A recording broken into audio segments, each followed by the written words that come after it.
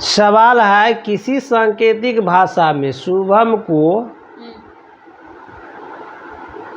अब देखो सवाल क्या है, किसी सांकेतिक भाषा में शुभम को TVCIBL लिखा जाता है तो सत्यम को उसी भाषा में कैसे लिखा जाता है? इसी को कोडिंग कहते हैं। कोडिंग का परिभाषा क्या था? किसी अर्थपूर्ण शब्द को अर्थविहीन करना, अर्थविहीन कर दी जाती है, उसे हम कोडिंग कहते हैं। तो जैसे कि शुभम को लिखा गया, तो जैसे क्या है लिखा, SUBHAM।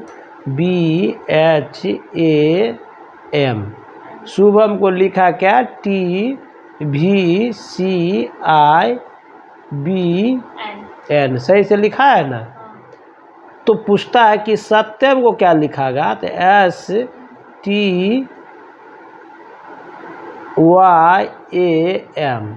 ठीक है, सत्यम। इधर ध्यान दो। तो S कितना होता है? 19। और T कितना होता है? 20।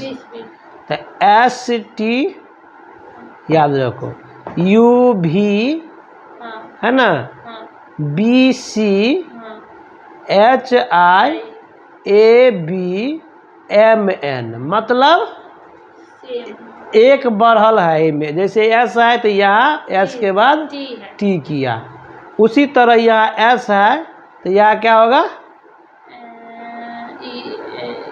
देखो जैसे उसी भाषा में न कहता है, S के लिखा गया T, मतलब S होता है 19 और T होता है 20, मतलब एक बढ़ल है।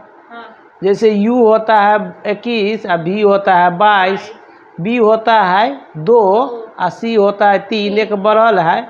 H होता है 8, I होता है 9, A होता है 1, B होता है 2, M होता है 13, N होता है 14। तो वैसे भी जैसे शब्द में मिलेंगे STUVBCHIABMN, है ना?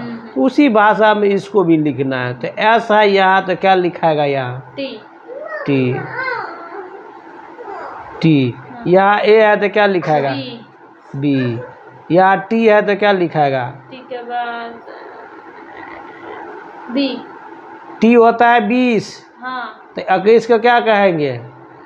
यहाँ क्या हुआ था, U के हुआ, U था कितना, 21। तो यहाँ क्या होगा, T के U। अब Y का, अब Y है, तो Y के बाद क्या होता है, Z होता है, Z। Y के बाद Z। 26 होता है। A के बाद क्या होता है, B। M के बाद क्या होता है, नहीं होता है। तो एक एक बढ़ल है, तो इसी को कहते हैं रीजनिंग, इसी को कहते हैं कोडिंग। समझ गए? अब उसमें देखो तो आंसर कौन सा है, मिलान करो।